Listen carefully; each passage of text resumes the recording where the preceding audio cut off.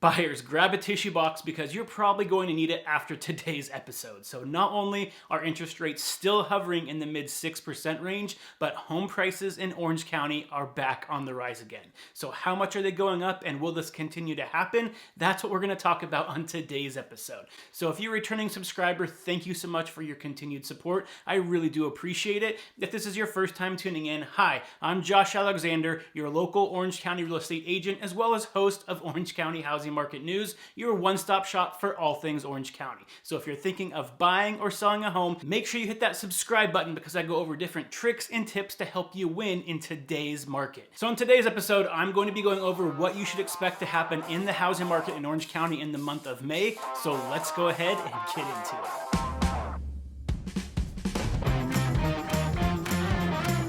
Back in last month's market update, I told you that open houses were being packed again, multiple offers were becoming more commonplace, and there's a very good chance that we are about to hit the bottom or that we already hit the bottom and home values should start to go back up again as long as nothing crazy happened with interest rates. And over the last couple weeks, open houses are becoming even more packed and multiple offers are coming on more and more properties. And now the data is also finally coming in showing yes, that's exactly what happened. Home values are back on the rise, not only in Orange County, but throughout California. So a new report that was just released by the California Association of Realtors showed that between the months of February and March throughout California, the median home value went up by 7.6%. And in Orange County, it went up by 7.9%. Now, if you look at this graph right up here, if you're not listening to this on podcast, you can see the highlighted section is how much home values changed between February and March in different counties throughout Southern California. And you can see that in Orange County, we had some significant growth compared to the rest of the counties. And if you look at all the counties, pretty much everywhere except for LA County saw positive growth between February and March. Now, does this mean that all homes in Orange County just went up by 7.9% in 1 month? No, but it does mean that in general, we are starting to see prices increase throughout Orange County. And there's a couple of reasons for this. So the reason we saw such a big jump, in my opinion, from February to March is because if you remember in February, it was one of the only times that we've seen interest rates below 6%, at least for a few weeks in months. So because interest rates were going down, we had a bunch of home buyers enter the market, get into escrow, and those homes closed in March. So that's why that March data is showing that we've had so much growth, is because we had a giant explosion of home buyers trying to take advantage of those lower interest rates. Now, should we expect to see home prices continue to go up? Well, based on what I'm seeing every single weekend with packed open houses and multiple offers, the last agent I just talked to yesterday had 18 offers on their property. You can expect to see home values in Orange County continue to rise, and it's going to be extremely competitive, especially in the price ranges at 1.5 million and below right now. So why is this happening if interest rates are so high, affordability is so low right now? How are we seeing home prices start to go up again? Well, if you go again back to my April update, I expand on that in a little bit more detail. But basically all you need to know is that supply is way lower than demand right now. So right now in Orange County, we have around 2,100 homes on the market.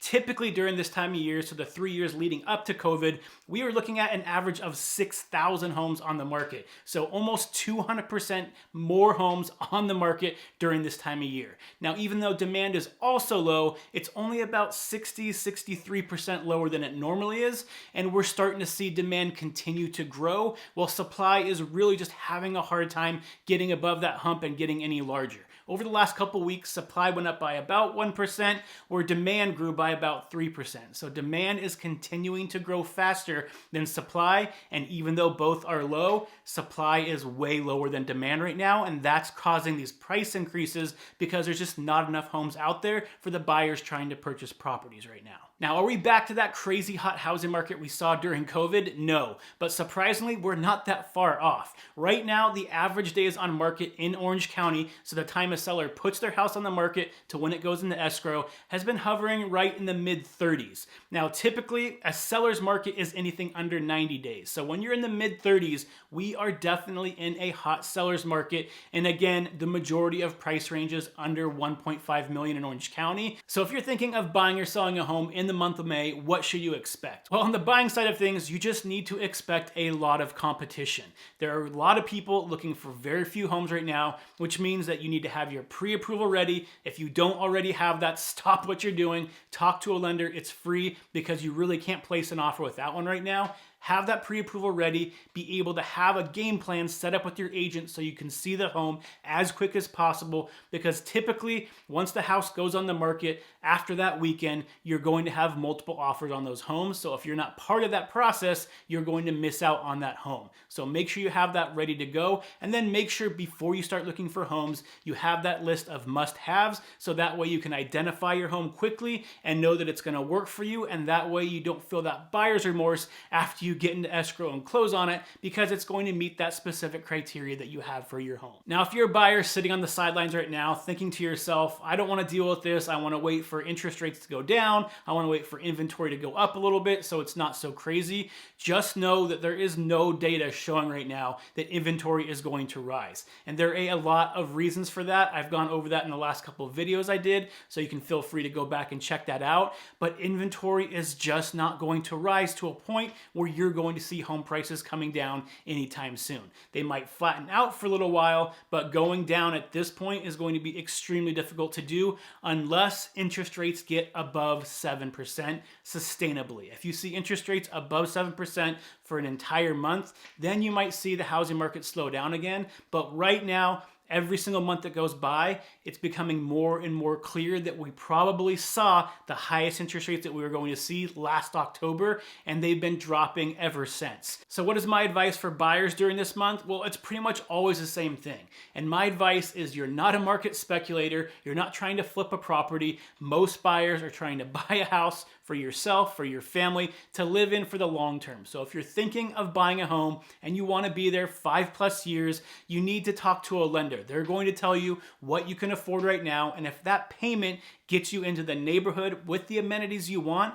then now is always a good time to buy a home. If interest rates drop, you can always refinance later and get a lower monthly payment. And if interest rates do go up in the future, you know that you got a great deal on that loan and you have that set monthly payment that you don't have to worry about. So if you can afford to get into the home in the area you want right now, it's always a good time to start looking.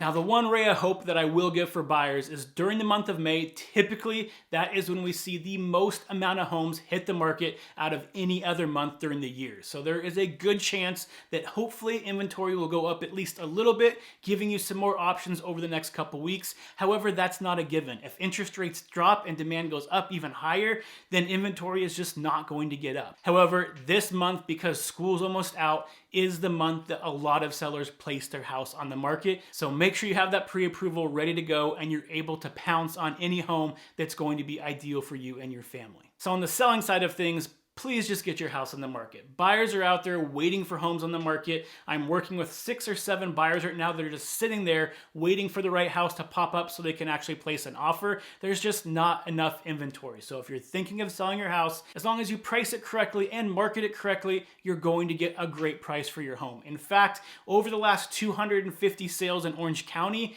60% of those were at or above asking price, which is the highest it's been in months. So as long as you price that home correctly, you're going to have a lot of activity. You're going to most likely get multiple offers and be able to be a little bit more selective on which offer you choose. This is also an ideal month to get your house on the market if the kids are getting out of school in the next month or two, because you can get your house on the market, get it sold, and then find a new place to call home as the summer hits, and you can move your kids where it's not during the middle of the school year, which is why, again, most sellers tend to put their house on the market during the month of May to take advantage of that seasonality where their kids are getting out of school right as they're selling their house, so they can move to the new house, spend summer there, and then start up the new school year in the fall. Now, if you're still debating, is this a good time to buy, a good time to sell, and you want some actual personal advice to go over your situation specifically, feel free to get in contact with me and set up a discovery call. Takes about 30 minutes. I can answer any questions about the housing market you have. If you're watching this on YouTube, check out the description below. It's in the link. If you're watching this on Instagram, it's in my bio. It's on Facebook. I'll put it in the comment section, but feel free to set up a time that works for you. I'd love to chat with you about the housing market to see if now would be a good time for you to buy or sell sell a home or if you should wait a little bit longer based on your specific circumstances. And finally, as always, don't forget to subscribe to this channel because I put out new content like this at least once a week